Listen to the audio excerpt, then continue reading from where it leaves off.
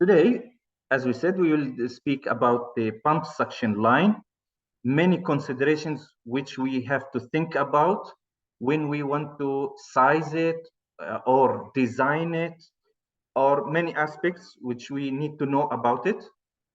And by the way, the most critical thing in the system for the pump is the suction line, not the discharge, the suction line. Just to give you an idea,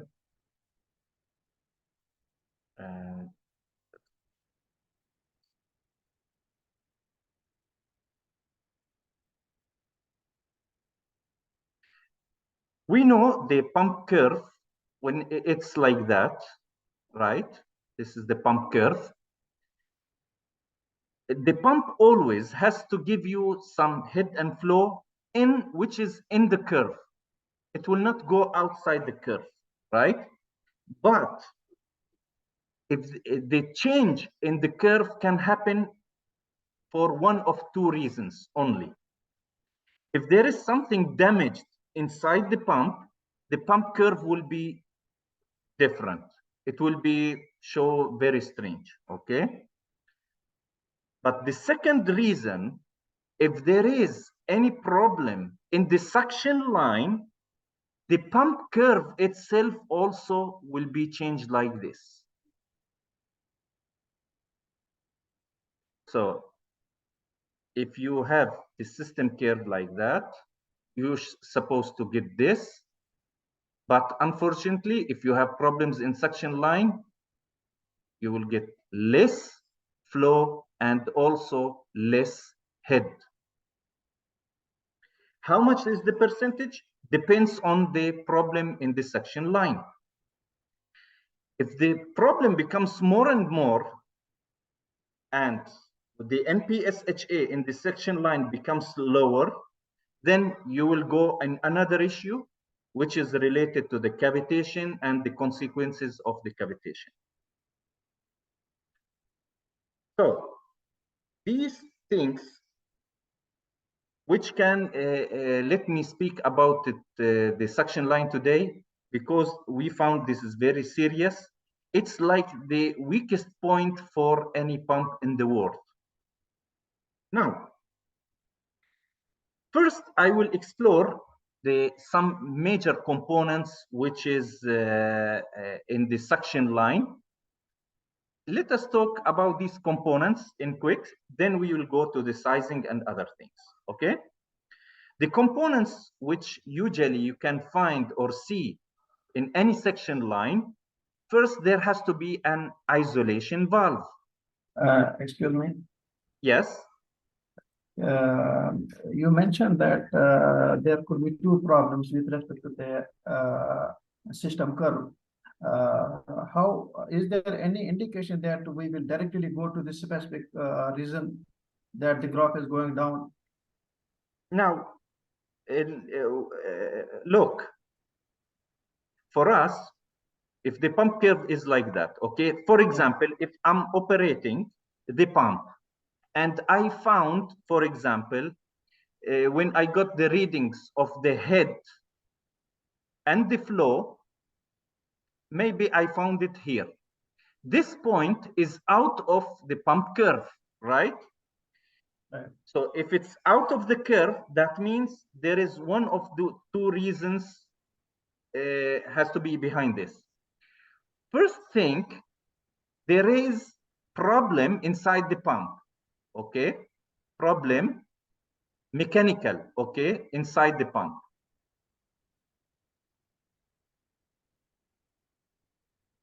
Second reason could be the suction line. Some issue in the suction line. Now, if you want to know which one of them you have to think about, simply in the site, for example, you have the suction like this. This is the pump, and there, this is the discharge line. Simply, while the pump is operating, close the discharge valve. Close the discharge valve completely. Once you close it completely, if you noticed, that means the flow becomes zero. Look to the readings of the head. If the readings of the head are here, matching with the pump curve, that means the pump curve is like that. In this situation, we know the suction line is the behind this problem. But if you notice the head is here, still you are not matching with the pump curve, that means your pump curve is like that, then the problem will be mostly from something inside the pump, because that means complete pump curve is different. In this situation, maybe the impeller which is installed is smaller as a diameter. Maybe there is something broken in the impeller. Maybe there is something inside clocking in the casing inside or inside the impeller. You know, there can maybe the rotational speed is lower, maybe because the reason for maybe the VFD, it doesn't give you the full hertz. Maybe the rotational speed becomes lower because you have some issue in the voltage, if there is a gearbox, for example, many reasons, but all these reasons belongs to number one. But if you close the valve and you notice the closed head of the actual closed head is matching with the closed head of the pump, then you know the problem will be in the suction line. What could be? That means maybe there is air inlet, maybe there is cavitation, maybe there is a high friction because the diameter of the pipe is smaller, maybe the strainer is clogged, maybe some valve is partially closed. We have to investigate accordingly. Okay. Suction line. Okay. Thank you. Now, guys, for isolation valve,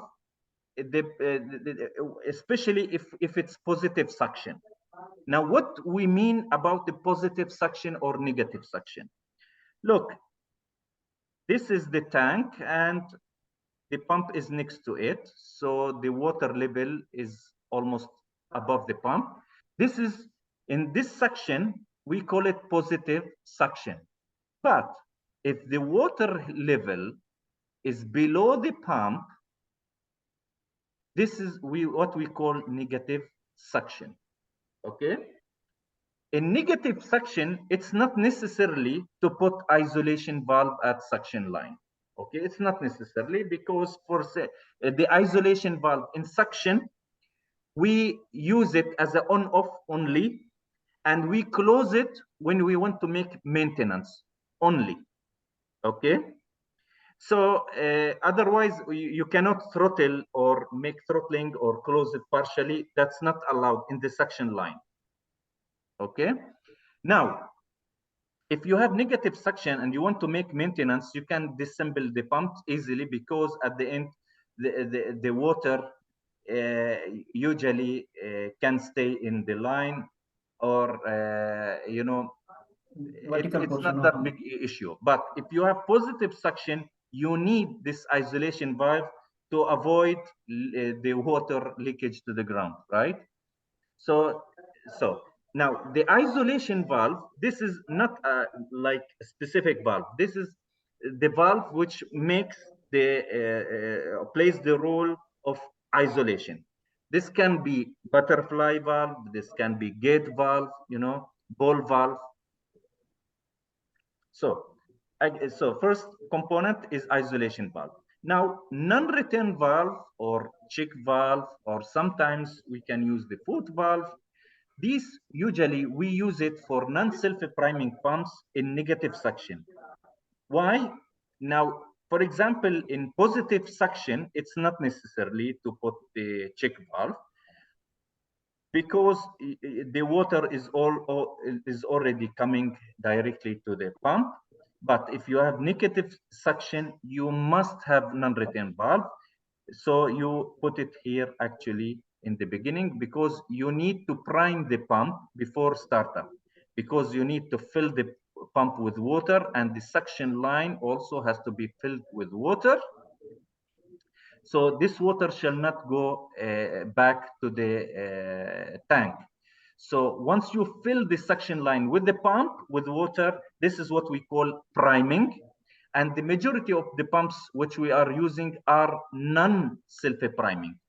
Okay, so immediately you need this non-return valve.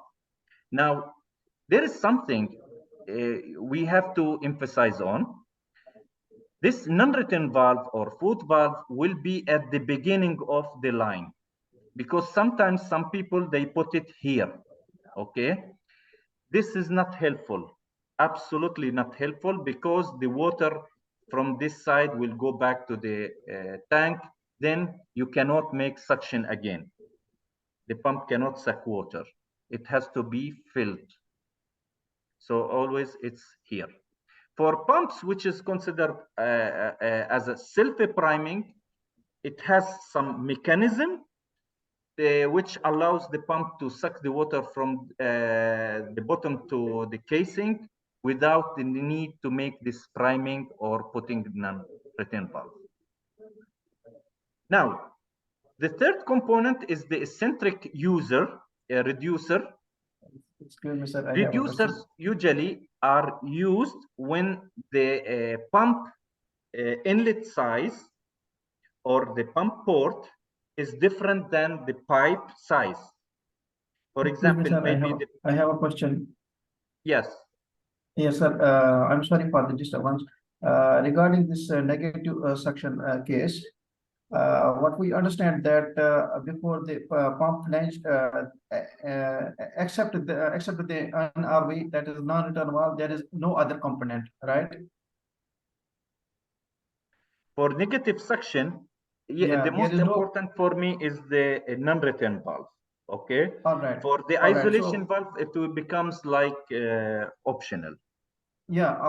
Okay, that's understood. What is my question? That is regarding this priming. So, if there is no feeding, that means we have to incorporate a feeding line from which we can feed the water. I will for the come to it. self-prime. Yes, we will talk about it here.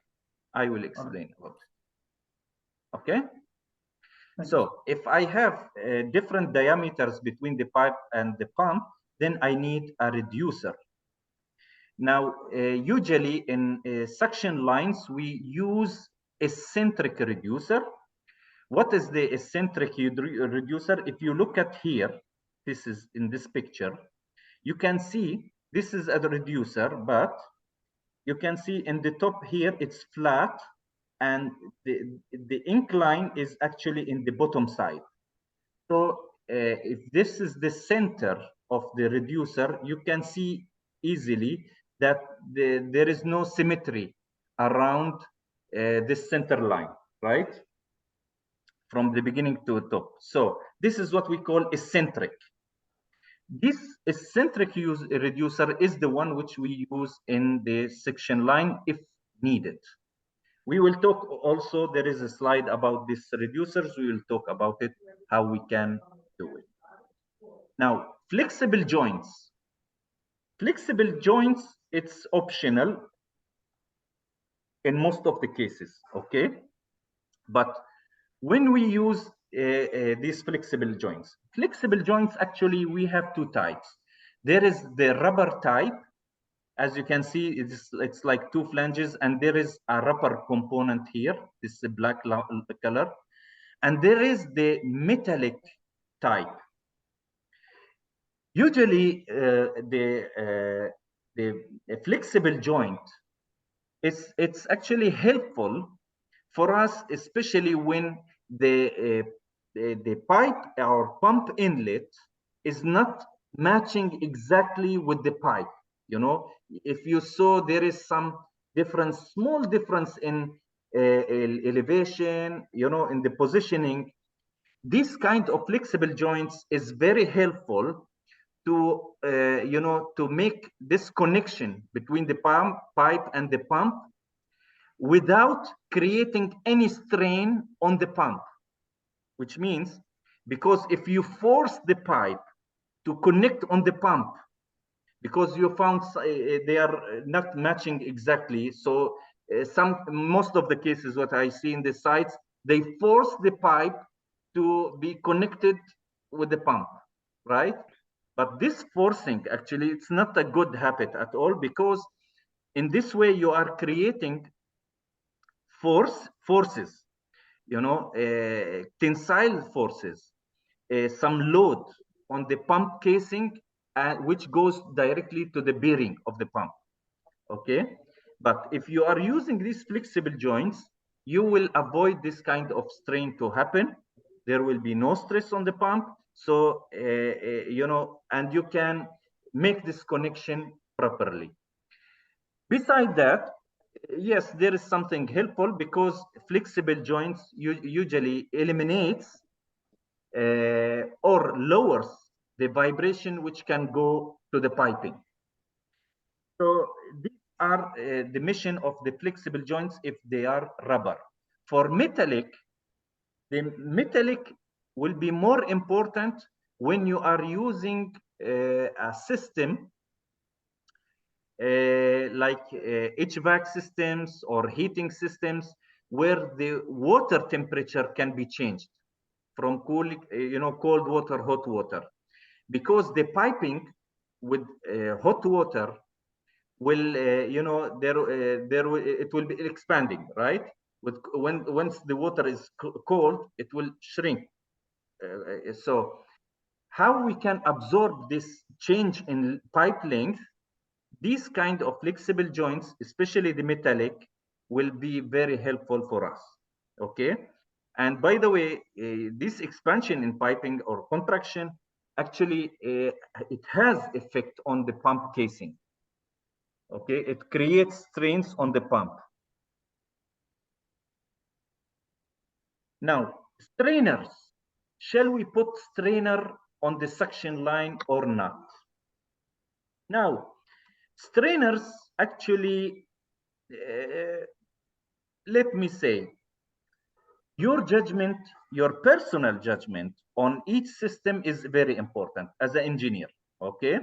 Because this, if you will use the pump in a place, there is no one will make cleaning for this trainer, because as a your sense, for example, some project there will be no maintenance team, nobody will take care of these things, nobody will clean this trainer. In such cases, it's better not to put this trainer. Okay, it's better to avoid, because uh, if this trainer becomes dirty, there will be very high friction loss. This will lead to lower the NPSHA. Then we have a problem called cavitation, which can easily damage your pump in short period. But if I'm installing the pump in a place, I know there is service team, so I know they will clean the strainer from time to time, so I can use it.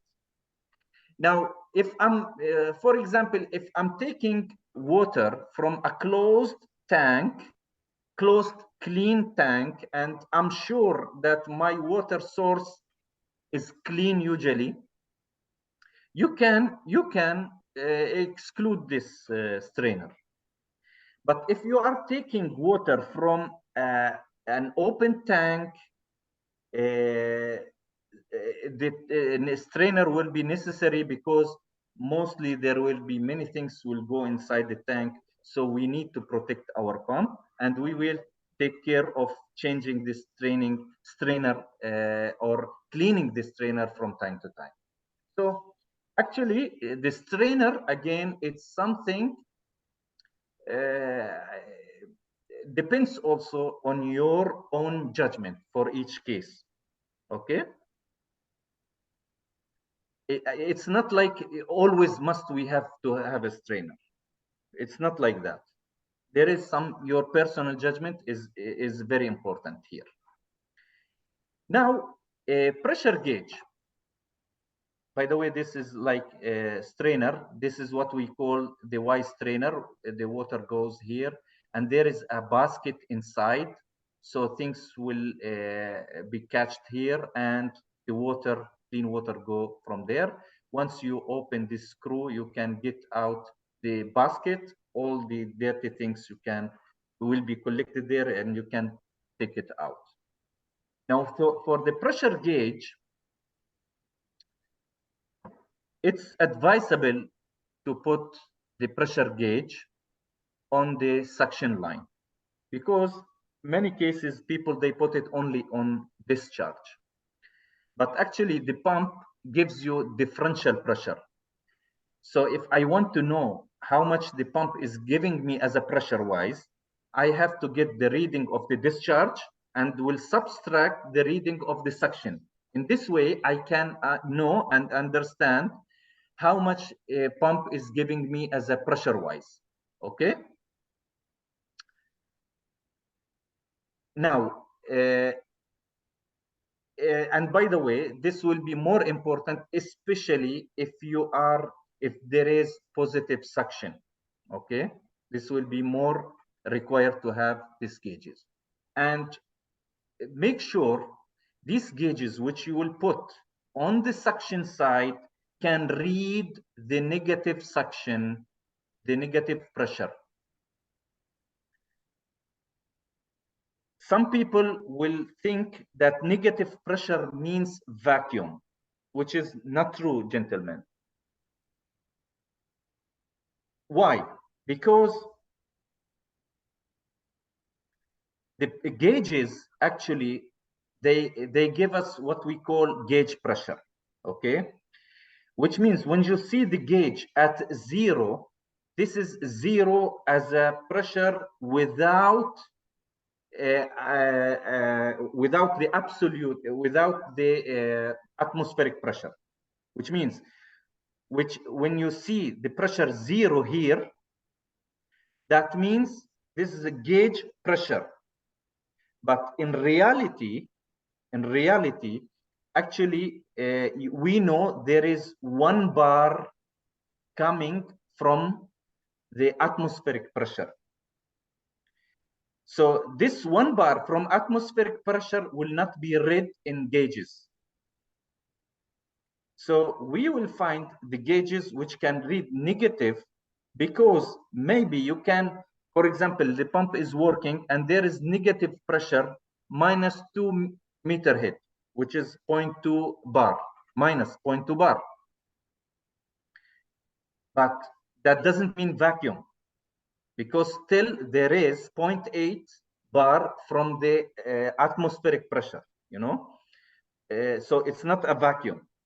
But why it's important for us? Because it's related to NPSH readings. When we want to read the NPSHA as the actual wise, yes, we can calculate it, but sometimes when we want to compare as the actual wise, how much is it? Then we need these gauges. If you cannot read the negative, you cannot know what's the problem. So it's also helpful for us to when we make troubleshooting for the pumps, if there is some problems happen, this can be very helpful tool for us. Now, priming feeder.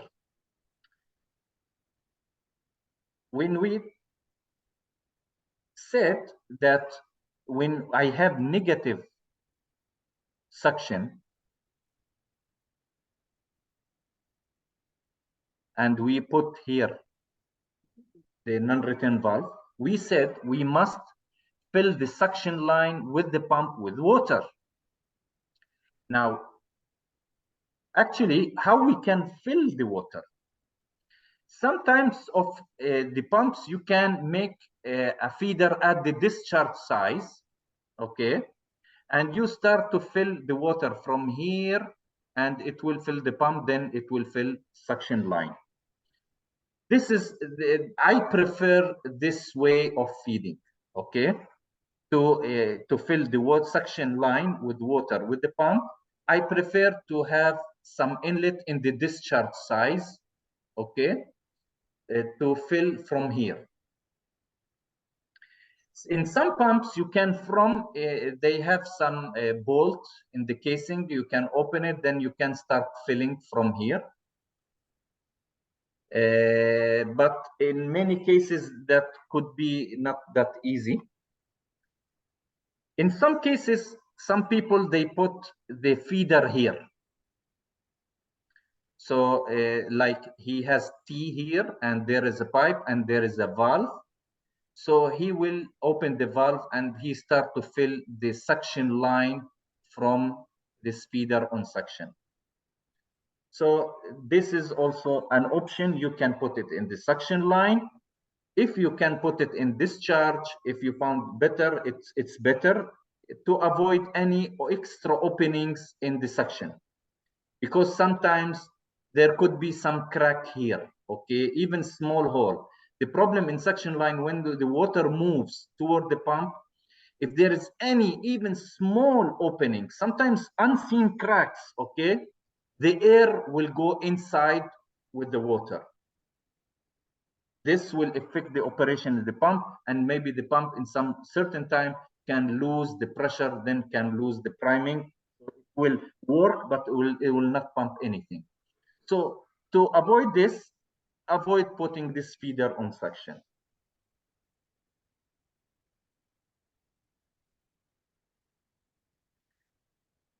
The last thing, which is the elbows and sometimes tees, you know, this is something related to the position of the pump and the site. You know, I mean, always the golden rule here, try always to have the minimum number of elbows and accessories on suction line, as much as you can. Straight pipe is better. Okay, if you have to put one elbow, it's okay. One elbow is better than two, and so on.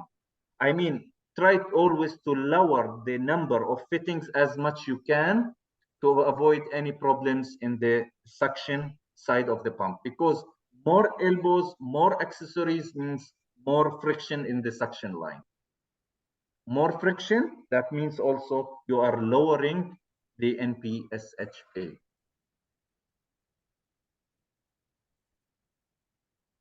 Now, how we can size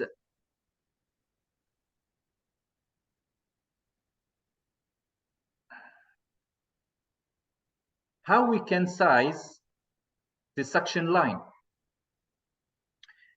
There is actually two ways. There is one by calculations and one by using the chart.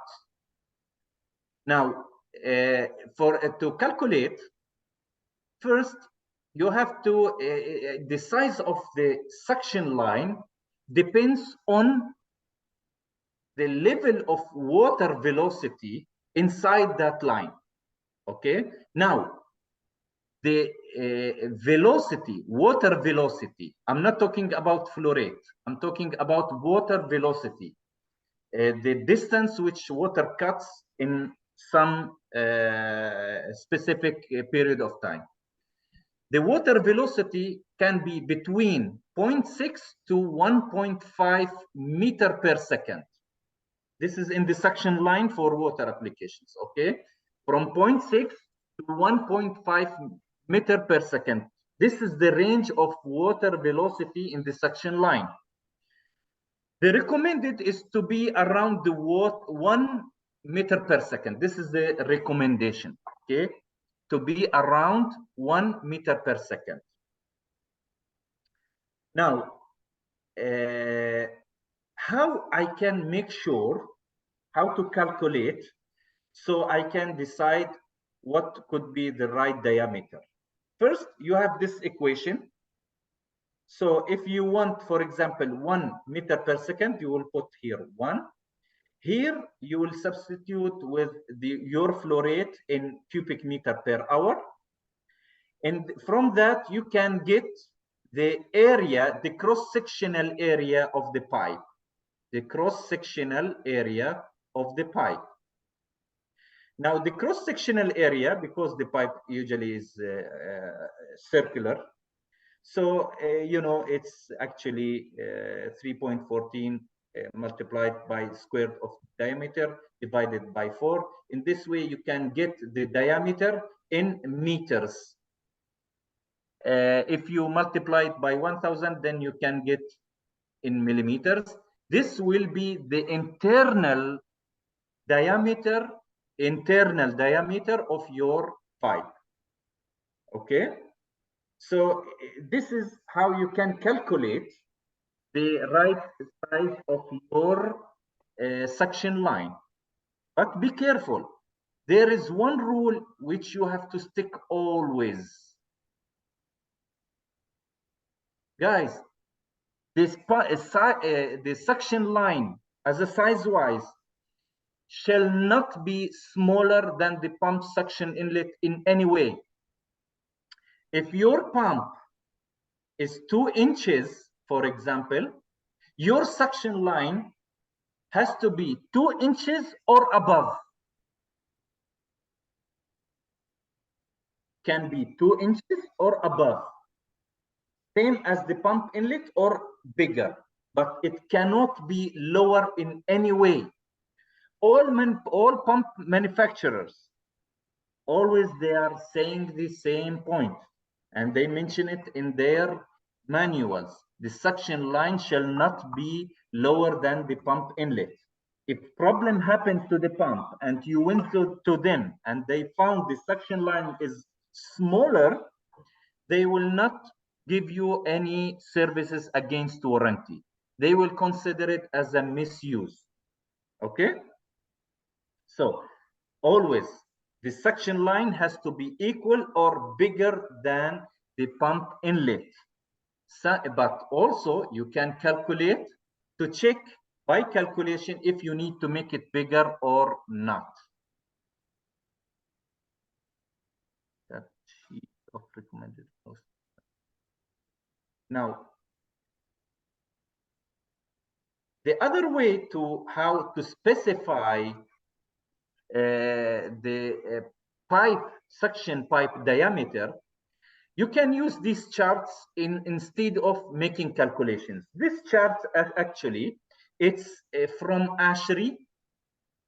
It's from ASHRAE.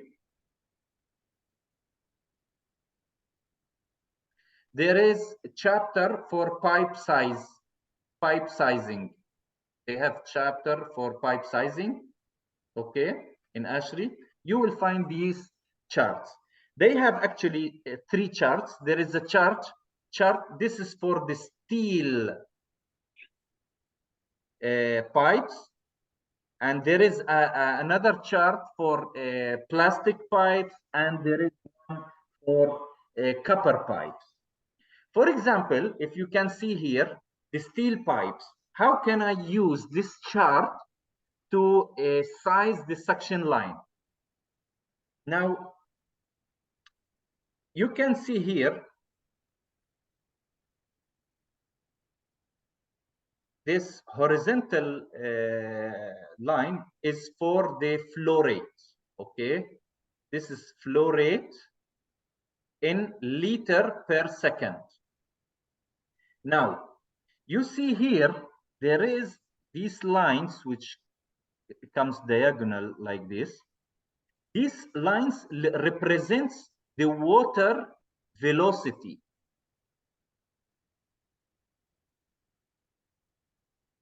These lines, which also this diagonal in opposite side, this represents the pipe diameter, the nominal diameters. Okay, and here the y-axis is for pressure loss. Pascal per meter pipe length. Now, how can I use this chart? First, definitely you know the flow rate which you need. Now, we said the water velocity shall be between 0.6 up to 1.5 meter per second. So This line, this first line represents 0.63 meter per second, which is the lowest acceptable velocity. And this line represents the upper limit, which is 1.5, as you can see. So your selection has to be in this area between these two lines. Now, if your flow, for example, if your flow is 1.5 liter per second, this is 1.5 liter per second. You will go, or for example, let us take another example. This, for example, 2.5 liter per second. 2.5 liter per second. For example, I'm saying. So you will go from 2.5 liter per second perpendicular up to top till you reach inside the area between these two red lines. Once you hit the one of the lines which is for the diameters,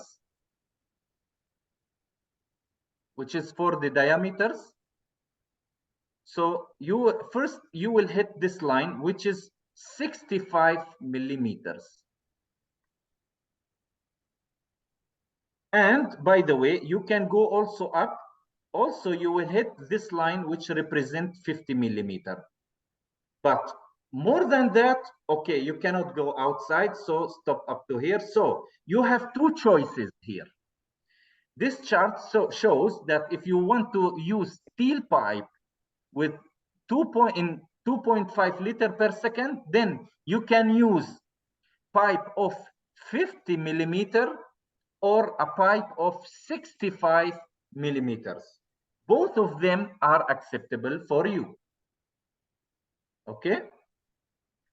If you have 6 liter per second, for example, you will go like this to the top. Now, you can use 80 millimeter and you can use 100 millimeter. Okay? Both of them are acceptable for you, but you cannot use 65. So this is the way how you can size the pipe diameter depending on this chart. Now, this is the second chart. This is related for the plastic pipes. Okay. In the same way, actually, you will, this is the minimum velocity, this is the maximum velocity, and then you will start to use and size inside the area, depending on your flow rate. Okay. Now, so we talked about the components and we talked about how to size the suction line. Now, the couple of slides which are coming now are the consideration, the layout of the suction line, how it has to be to for healthy operation for your pump. It's like general specification for the suction line. Now, if you are using elbows at pump suction side, there is many things you have to think about. First, let us take a look here. This is a split casing pump, and we are looking to the pump from the top. Okay, we are looking from top side, which means the motor, for example, is here. Okay, if the suction line comes in parallel position, horizontal, parallel to the pump from this side or from this side, and you need to use an elbow, be careful, because you have to make sure the elbow cannot come directly to the pump. There has to be some straight distance. There is a straight pipe has to be between this elbow and the pump inlet. The size of this elbow If this reducer, or sorry, if this elbow is long radius, the elbow is like that. Short radius is like this. Okay. So if your elbow is long radius, then this pipe has to be bigger than 5 times the diameter. If your diameter, for example, was 10 inches, then this line has to be bigger than 50 inches. Okay? If you are using long radius elbow. But if you are using short radius elbow, then it has to be 8 times and above, which means the distance, if your diameter is 10 inches, it has to be then 80 inches instead of 50 inches. Now, why we are doing that? Why who put this recommendation? This recommendation came actually from the pump manufacturers, because the split casing pump, if you put the elbow directly, let us see here, if you have the elbow directly on the pump, the water will go, it's like layers, okay? But once the flow change dramatically the speed, the pressure from this side, the pressure of the water from this side will be higher than here. These kind of pumps are double suction impeller, which means the impeller will take the water from 2 directions. So the most of the water and the highest pressure will be from here more than here. So there will be difference in pressure. This creates a hydraulic force in this direction, and this force will make effect on the bearings. This is first effect. Second effect, the pressure from this side will be lower, and this will give us a chance for some cavitation to create in this side. So putting or using some straight pipe here will give the chance for the water to rearrange the pressure between the water layers, so it will come more stable to the pump. Okay. Now, as we said, this is for split casing pump. But if we are using in suction pump, the motor is here and we are looking to the top, and the water comes in the horizontal. In suction, here the problem is smaller. It's not critical as the split casing pump. In suction pumps, you need to put some straight pipe here, but it can be around 2 times the diameter. So if it's 10 inches, it will be 20 inches. Because the challenge is less. Why? Because these pumps are using impeller of single suction. The water goes directly to the suction eye of the impeller. But there has to be some straight pipe, smaller, but there has to be. Why? Because we want to give the water a chance to stabilize, to lower the turbulence, and the pressure layers to be, more uniform for the pump. Now, here is some recommendation from the Hydraulic Institute. They are saying for all types of pumps, if you are using elbows on the suction side, but here we are not talking about the horizontal position. Here we are talking, for example, the pipe is coming from up to down. If you want to use an elbow, or you want to use it like this from down, like from suction to here,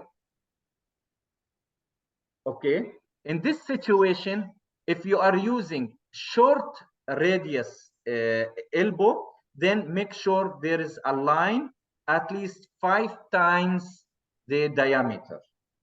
Okay.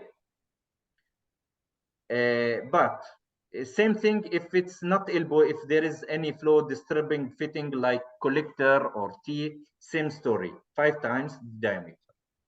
But if you are using long radius elbow, for long radius elbow, you can install it directly to the pump, but make sure there is a straight pipe above the elbow. Okay. Now, there is some situations the Hydraulic Institute considered like as a gray area. So they cannot give you approval for it, but they are asking you to ask the pump manufacturer if it's acceptable or not, which is, can I install short radius elbow directly to the pump if it's from the top? Okay. They are saying, okay, you can consult and get approval from the manufacturer. Okay, because that means there is some design aspects could be different from manufacturer to other. Same thing if you are putting any other fittings, or if I'm using long radius with short radius in direct like this, you need to get approval from the manufacturer. Or if you are using this type of vertical in suction pumps, okay, if I will use elbow below it, this also needs approval from the manufacturer. Here, this is a common, unfortunately, this is one of the many mistakes which is happening on reality. Gentlemen, this type of layout is not acceptable in suction line in any way. This is completely wrong. Sometimes what they are doing, they are putting like this line, as you can see, going like this, like a U letter, then goes down. This is not acceptable, even if you fill the water for the suction line. It will always create a risk for the pump, because this gives a chance for air pocket to be stick in that level, because this side is higher than the pump inlet. So the air will stuck here, and this creates more friction for the water to go inside the pump.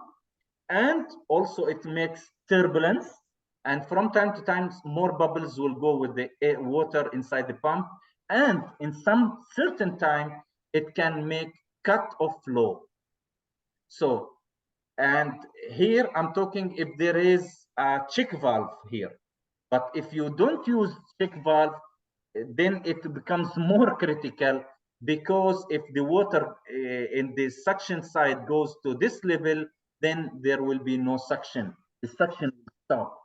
So same thing like here, you can see the pipe goes up, then goes down. This is wrong, completely wrong installation, not acceptable in any way.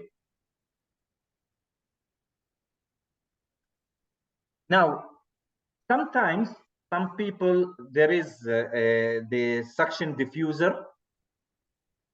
In some pumps, you can use this. This is an option. Okay. If, for example, if I cannot install an elbow, okay, but I have no space, and I have a must to have the suction line coming from top to here. So to make this space saving, you can use this suction diffuser. This is how the water will go inside. Then it goes to the pump, and you can see this cross inside. This will stabilize the water, and it enhance the distribution of the pressure of the water which goes inside the pump, and it eliminates creating the swirl of the water, or makes the water more closer to be linear. So you can have smooth suction without any problem, and also you can make some saving in the suction line. Here, if you can see here, we have the negative suction, especially for big pumps. For small pumps, it's okay. But for big pumps, if you have like that, it's always preferred the suction line from here to be inclining with a slope of 6%.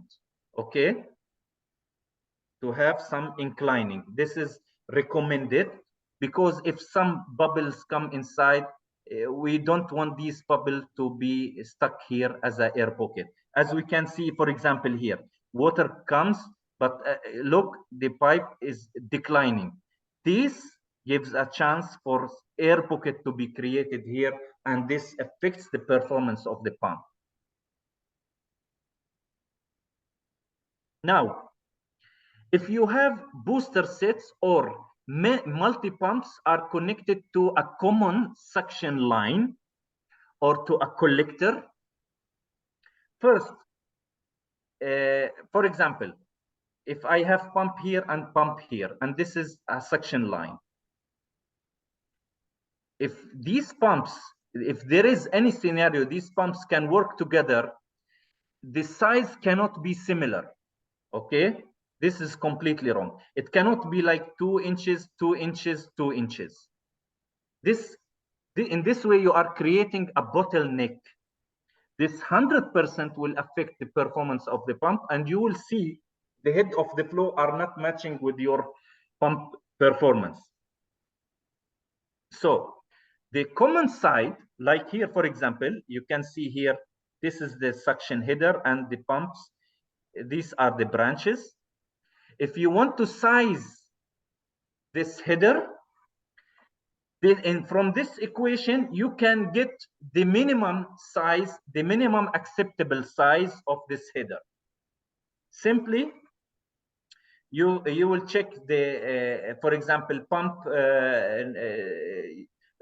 First, you will check all the pumps which can work. You can, for example, you can see here 6 pumps. Maybe the pumps are 5 duty, okay, 1 standby. If it's 2 duty, 1 standby, then look to the duty pumps. So you can see port size of pump number 1, x1 square, plus port size number 2 square, plus square tail 5. Then make the summation and get the root. In this way, you can get the minimum diameter of the acceptable diameter for the this common collector of your pumps. Okay, but in any way, they should not be. You cannot make the common equal to the suction or smaller than what you can get from this equation. Otherwise, the friction becomes high, the bottleneck will be there, then you will face many problems in the performance, and some damages can happen in your pump, especially the mechanical seals.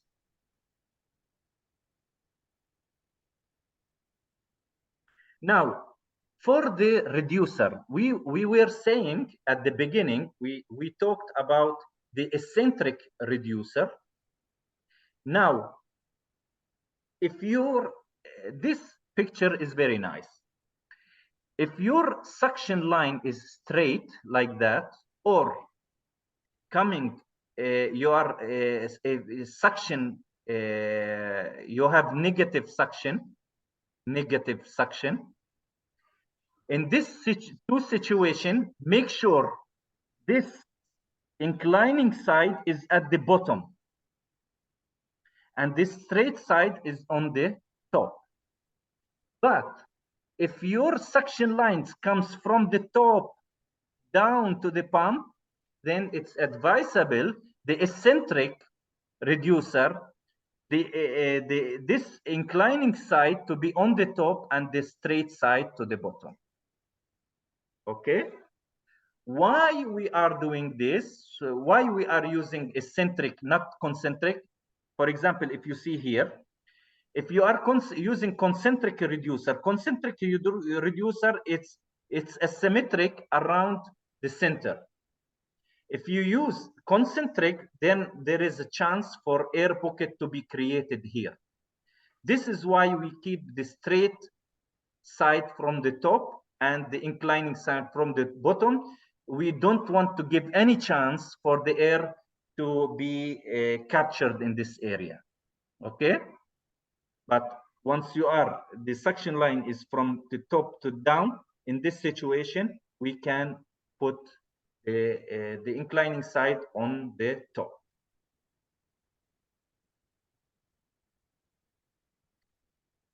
Something very important for the suction lines, gentlemen, this support, as you can see here in this picture, there is a support for the suction line. Here, always the pipes has to be supported. We should not in any way depend on the pump to carry the weight of the pipes.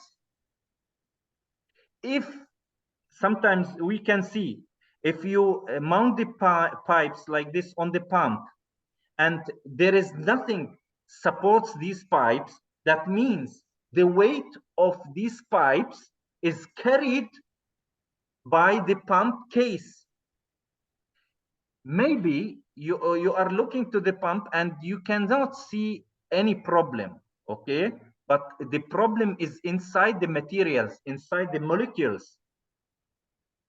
The weight actually of the pipe goes down, and this creates a strain on the casing. So it's like, you know, the weight is pulling the casing from here, and so there will be a reaction. The casing will be you know, pressing, stressing the bearings in this side. In many cases, you will find the bearings becomes very hot. Why? Because they are under stress because of the strain of these pipes. So always these pipes has to be supported. Here, it's also another important topic. Once you make this suction line,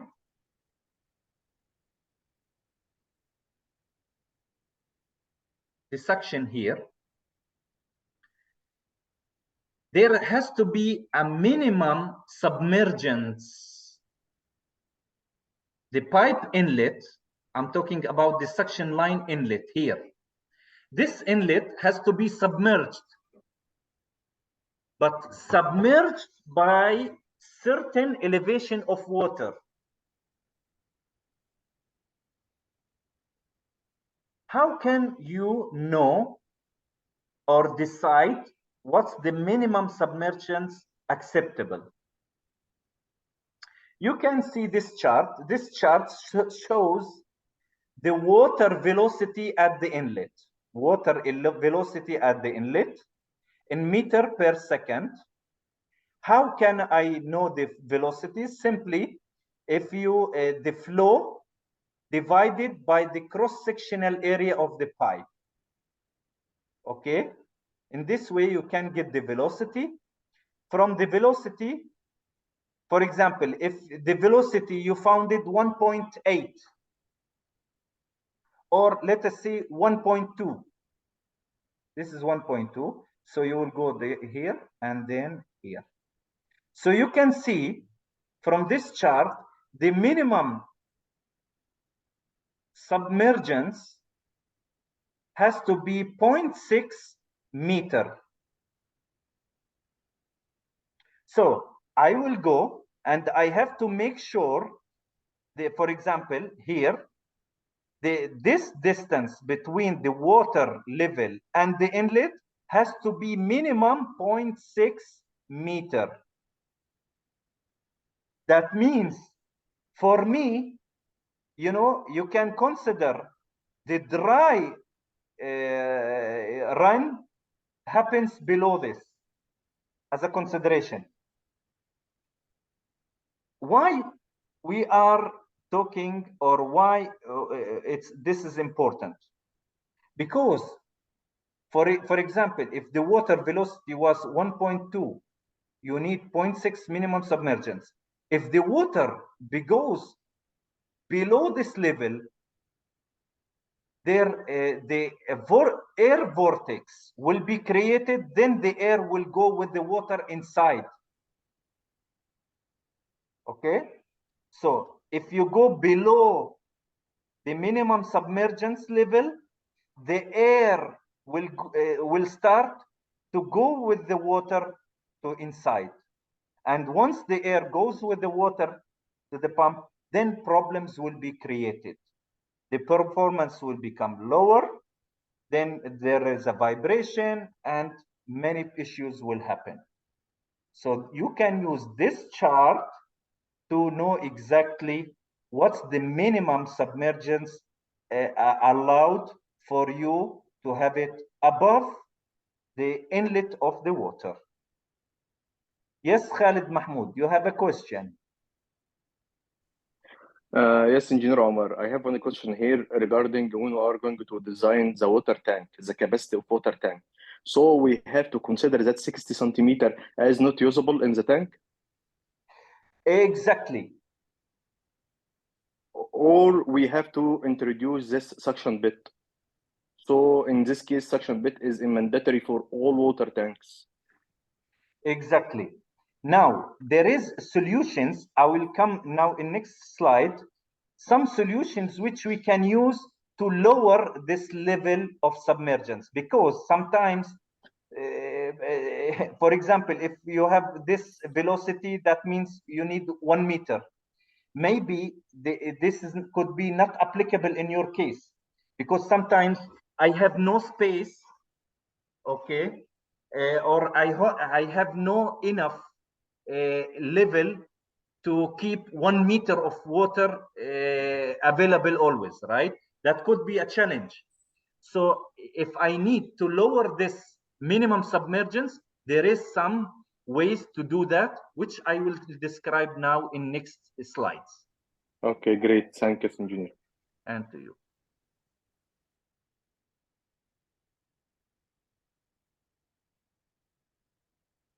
Yes, of course. For these sheets, gentlemen, anyone need it, I will share with you my mobile number. I can send it to you by WhatsApp. And by the way, this lecture is recorded, and we will make auditing for it. Then we will upload it on Lamah YouTube channel.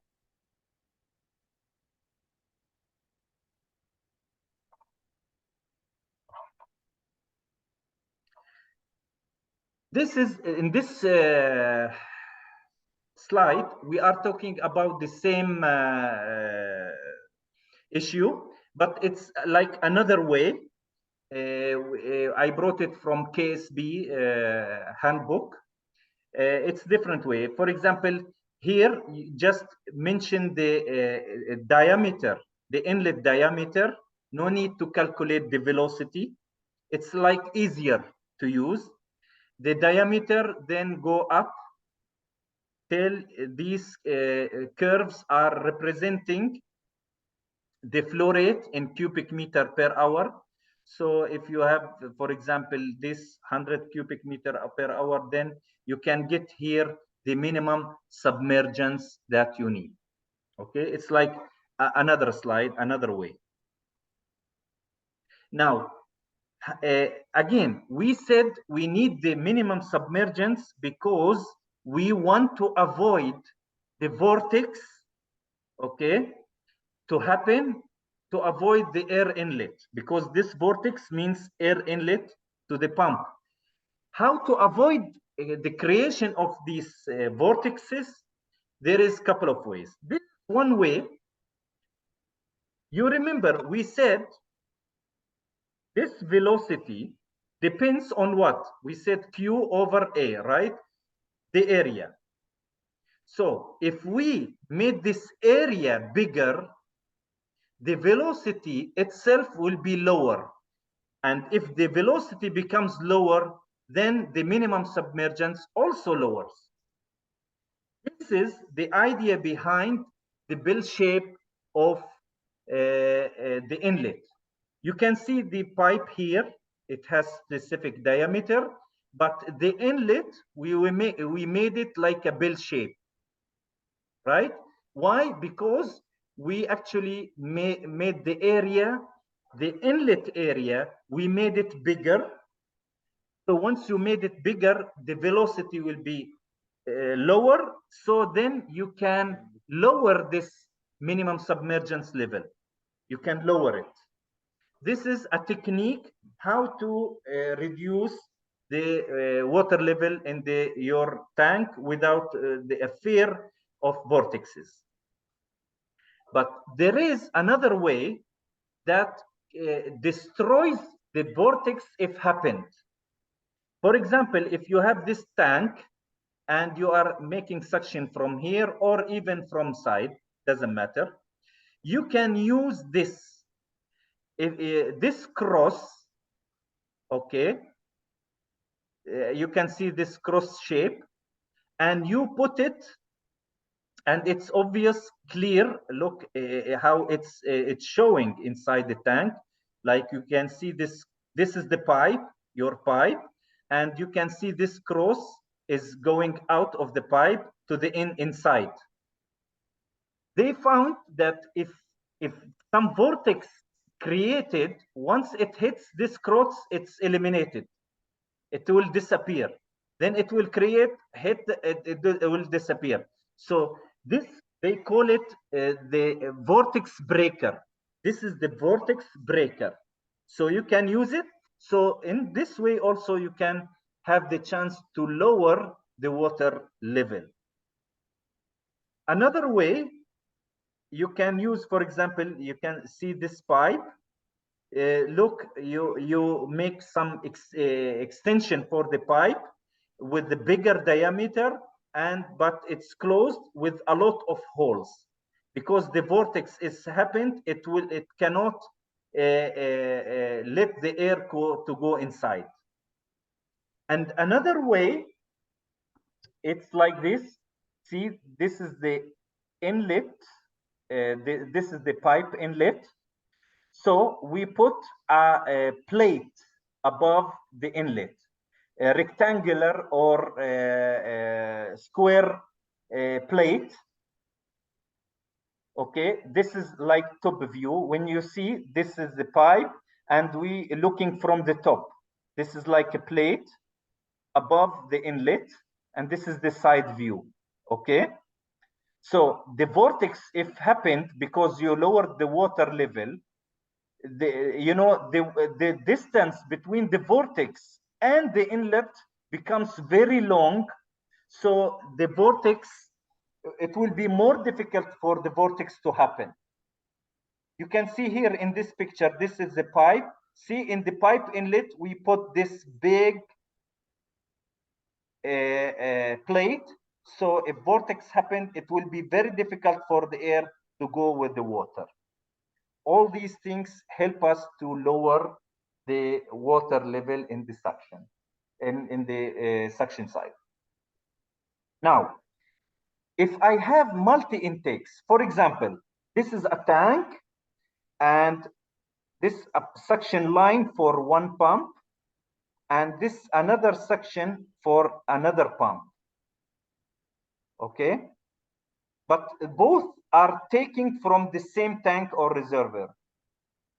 So the recommendation in such cases, please keep a distance between these two intakes, at least 3 times the diameter. Okay, so if your diameter, for example, we are the inlet diameter here.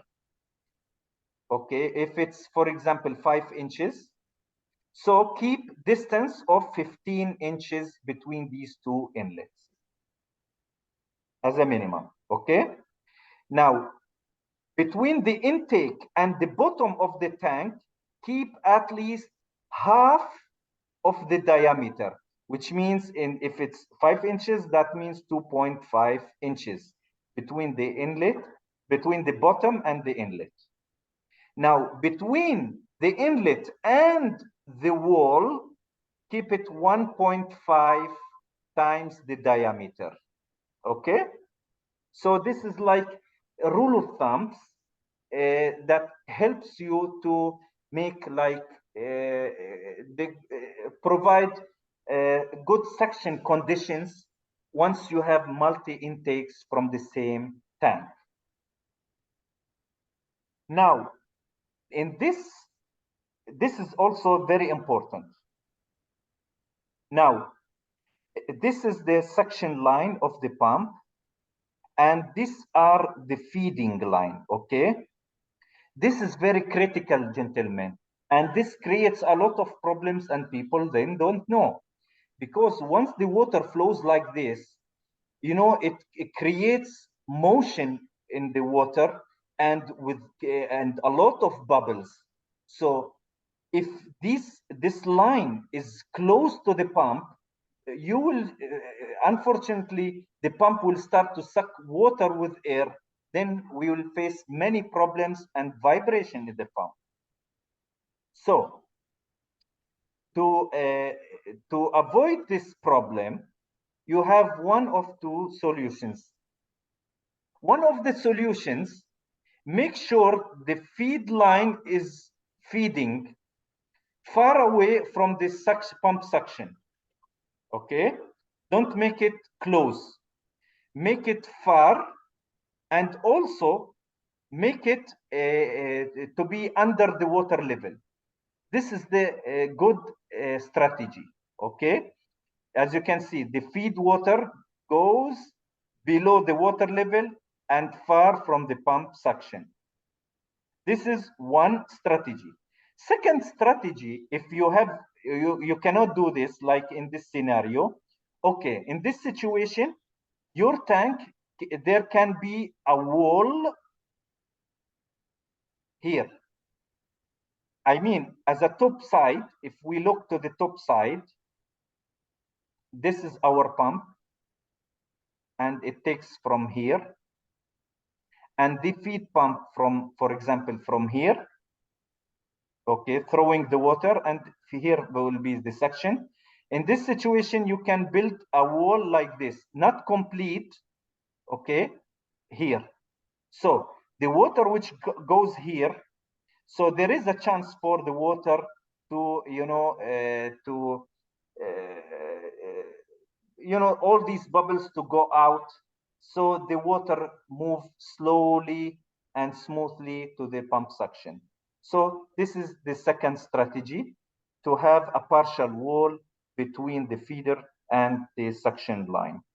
So one of these strategies you need to use to avoid sucking bubbles from the feed lines.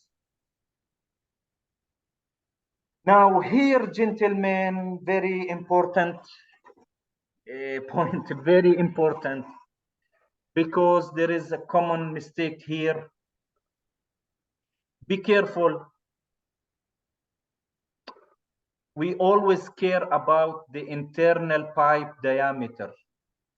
Okay, internal pipe diameter.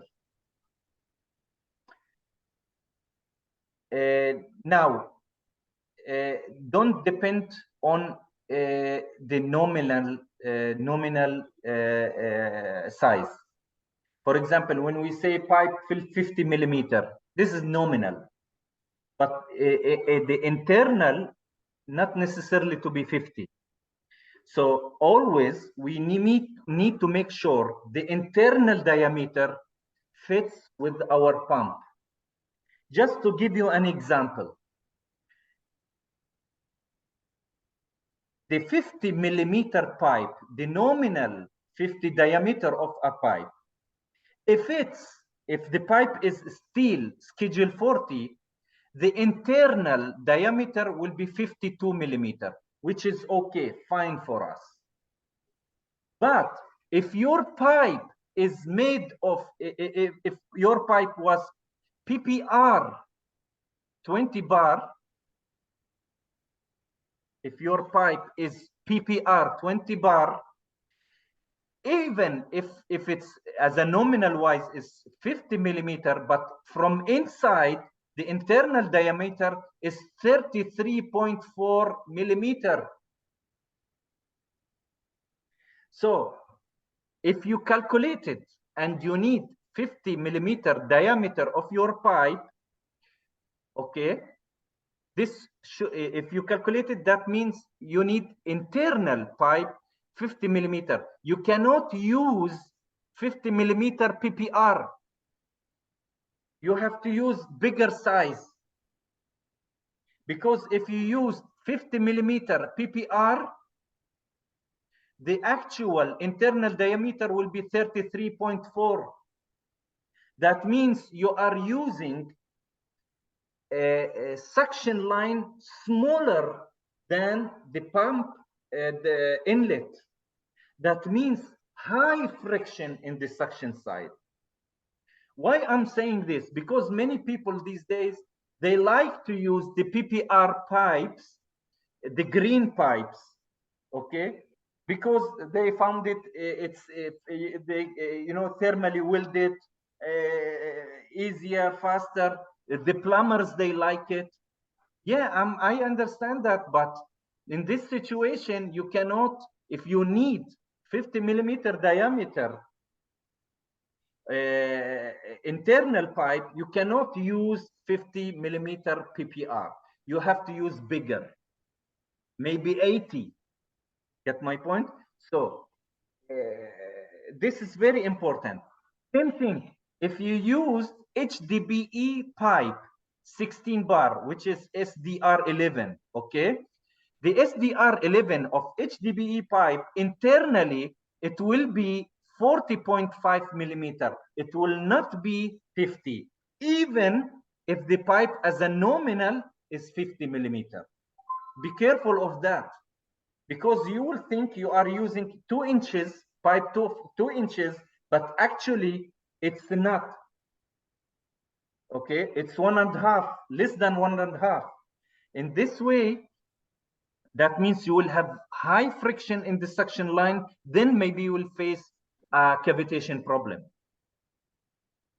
If you are using PVC Schedule 40, PVC Schedule 40 or CPVC is almost similar to the steel Schedule 40. So you have 52 millimeter from inside, which is better. It's bigger than 50. If you are using PIX, the polyethylene cross-linked, 50 millimeter of PIX is internally actually is 41.38 millimeter. So guys, please be careful of that, because ignoring this will lead to wrong sizing for the suction line by mistake. And I can tell you many of problems we saw in the life because of using, for example, PPR by considering the nominal sizing instead of the actual. Then it creates many problems for the pumps. Okay, this is very important, and it's like common mistake. This is, gentlemen, like our meal, scientific meal for you in this month, and talking about the main consideration which we have and things which we need to talk and describe about the suction line for our pumps. If we take proper consideration for that, give good attention for these ideas, we will not face problems with our suction lines in the future as a design perspective. Okay. Now, if anyone has a questions, I'm very glad to answer him.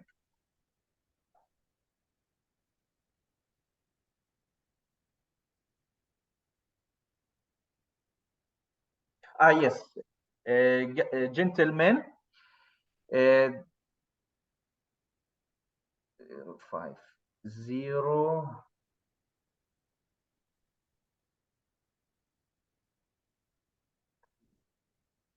3371. This is my mobile number. There is WhatsApp. Okay, WhatsApp also. If you send me, I can share with you the slides of today. And also, if you have any questions about this lecture or any question related to the pumps or its controllers, you are most welcome to send me your questions. I will be very glad to answer you. Or even also, if you have any suggestions for some topics in the future, also I will be very glad to hear it from you. That will be very informative for me. Most welcome, gentlemen. Most welcome for all of you, for all your thanks. That's very good. Thank you for all of you. Thank you so much.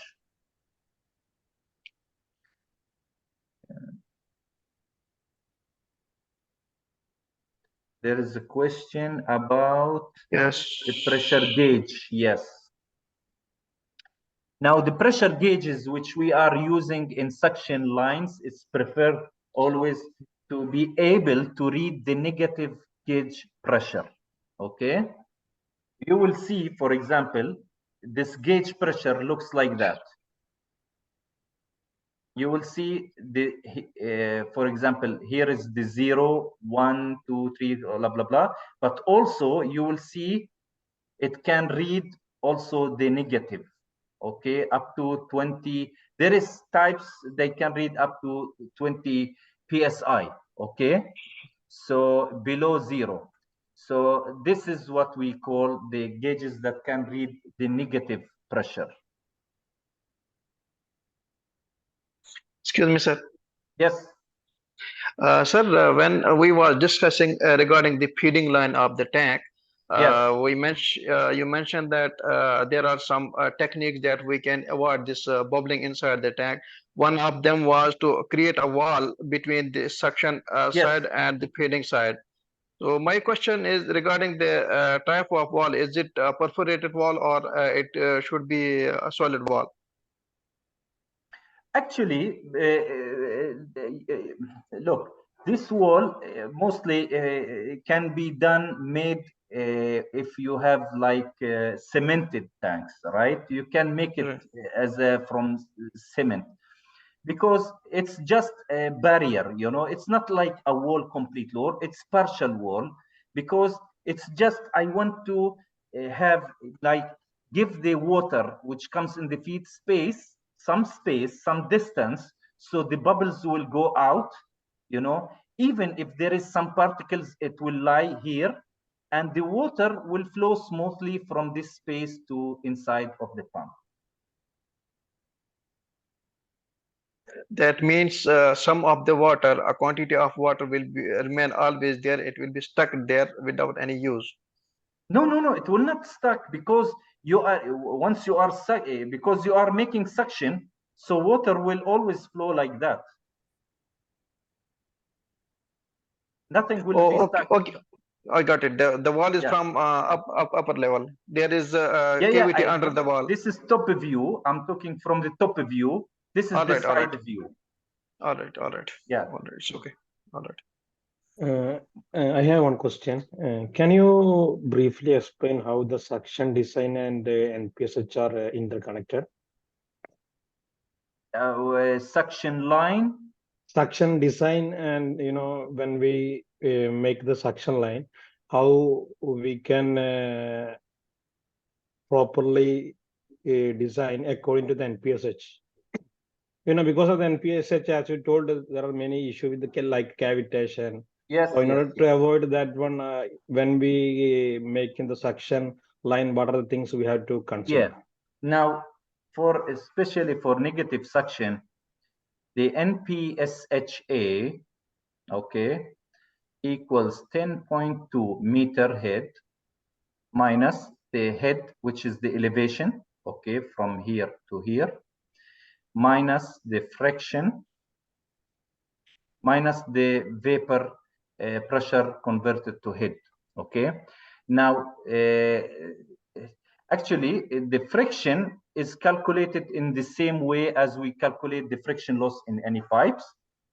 So for us, always we have to make sure the NPSHA, which we got as a result, has to be higher than the NPSHR, which is shown in the pump curve. Okay. Now, if you are, I mean, if your lines, because I cannot say the pipe has to be always straight, or you cannot put more than 2 elbows. I cannot say that, because it depends on how these calculations will result. Now, if you want to get more information about the NPSHA and NPSHR and their calculations and the effects of cavitation and how to eliminate this cavitation, I advise you to watch our video we made previously in previous months. There is a lecture about the NPSHA. Okay, we made a lecture video on a Lamah YouTube. Okay, in our company Lamah YouTube, you will find there is a video, complete lecture about this. Okay. Okay.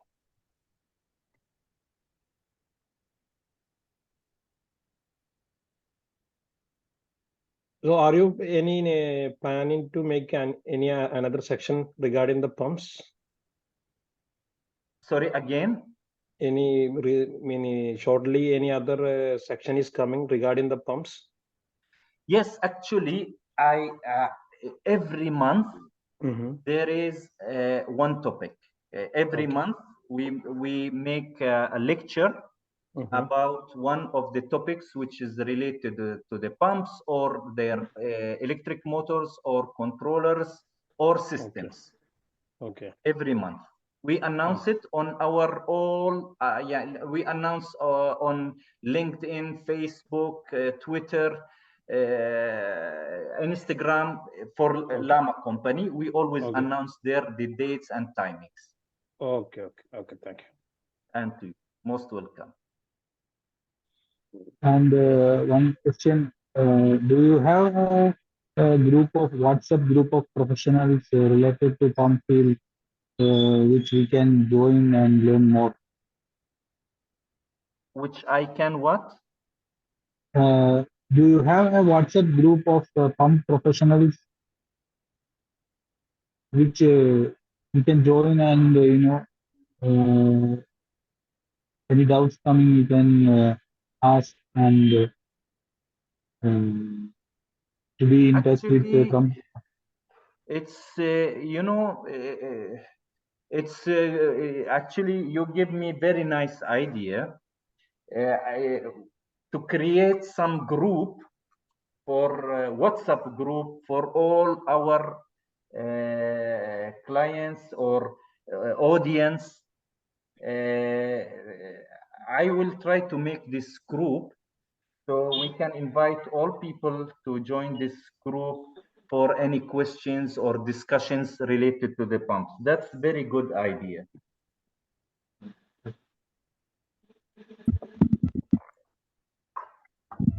السلام عليكم مهندس عمر. عليكم السلام ورحمة الله وبركاته. كان في عندنا ابلكيشن نعمل دي ووترنج للبيت وبدي اسالك البارابين استعمال هوز 3 انش على 3 انش اوتلت بيفرق عن ال 2 انش اوتلت هوز؟ هلا ال 3 انش هوز ممكن يمرق فلو اكثر، السيستم كيرف ينزل، وال 2 انش هوز بيعمل فريكشن اكثر، السيستم كيرف بيطلع فبيغير الابلكيشن بوينت. بس خليني اوضح شغله. هلا انت حاطط دي ووترنج بامب سم بامب، هلا البامب تاعتك غاطس ولا سطحيه؟ غاطس. الغاطس سم بامب. اوكي، بس قصدي المضخه تاعتك غاطسه، معناته فيش سكشن لاين عندك، المضخه بتسحب على طول. غاطسه صح؟ ايوه صح. تمام. هلا انت كاتب هون في السؤال 3 inches outlet، بدك اوبينيون هل اذا استعملت 2 inches 2 انش هولز او 3 انش هولز بتاثر على تمام. السيستم، صح؟ هلا شوف هو عمليا شو اللي بيصير، انت بالنسبه لإلك عشان تتخيل هاي الكيرف تبع البامب، تمام. صح. هلا لما يكون مثلا انت اذا استعملت 3 انشز حيكون بامب السيستم كيرف حتحصل على هذا الفلو. اذا على رحت صراحه. استعملت 2 انشز الفريكشن بده يزيد، فحيكون عندك بهذا الشكل، بس فالفلو حيقل عندك شوي. الفريكشن زاد لانه الفيلوسيتي زادت، صح؟ تماما صحيح. تمام. هلا فشو قديش الاحسن؟ الزياده والنقصان بيعتمد على يعني قديش طول الهوز، لانه يعني يعني هوز قصير مش حيعمل هذاك الديفرنس، بس حسب. صح. اه طيب شو الاحسن بهالابلكيشن؟ يعني نحن نروح على ال 2 انش ولا على 3 انش، ولا اثنيناتهم ممكن يأدوا نفس الشيء نفس الغرض اذا كان الهب مزبوط؟ هلا شوف خليني احكي لك شغله. هلا هو بيعتمد الموضوع على السلكشن تبع، يعني لازم اطلع اشوف كيرف البامب، تمام. ليش؟ لانه مثلا انا هسه هون بالصوره اللي انا راسمها طالعين قريبين مع بعض، بس مثلا صح. ممكن بالحقيقه تكون مثلا هي 3 انش وهي 2 انش، فصفه المضخه هون غلط تشتغل على 2 انش، تمام. اه. بس لو كانت هون مثلا بالنسبه للمضخه ما في اي مشاكل، عرفت كيف؟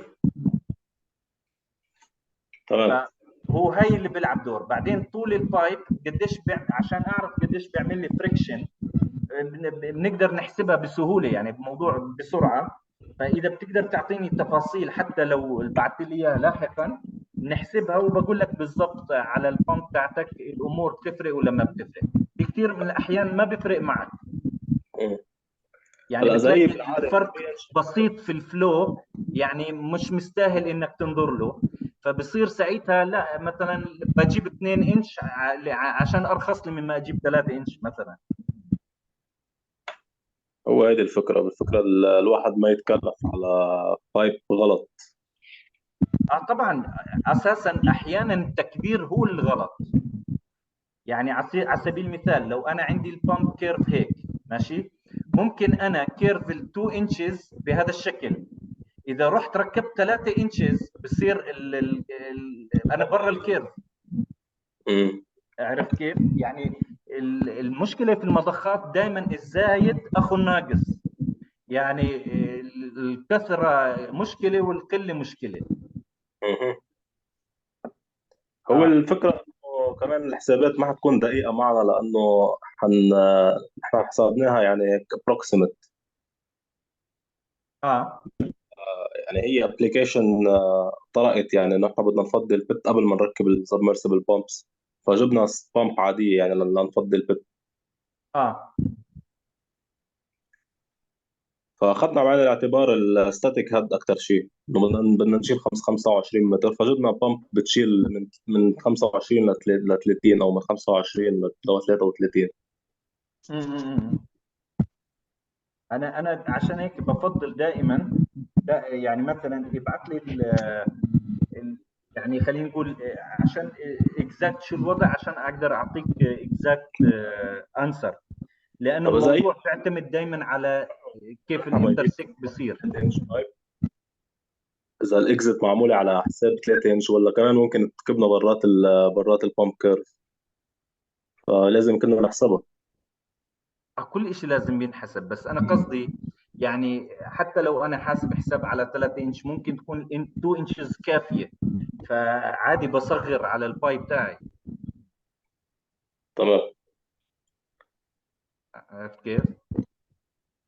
احنا بنحاول دائما هسه مثلا كويس واحد يكون ايكونوميكال شوي بالحسابات، يعني مش عيب. يعني احنا جزء يعني من اساسيات شغلنا كمهندسين هو الايكونومي، هاي اللي بيفرق بيننا وبين الفيزيشن مثلا.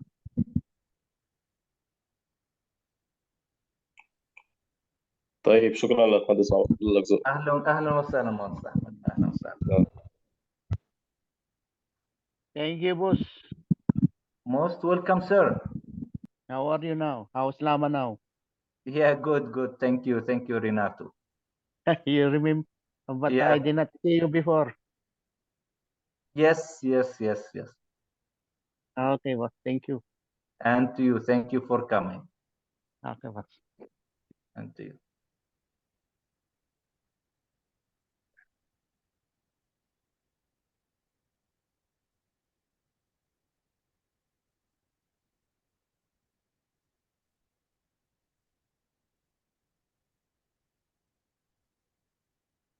Most welcome. All of you, most of welcome, and most welcome for all of you. Thank you for your thanks. And as we said, inshallah, hopefully we'll see you next month in a new topic, which we will announce about it. Thank you, all of you, and wish you a very pleasant and nice night. Okay, thank you, sir. Thank you very much. Thank you. Thank you. Bye-bye.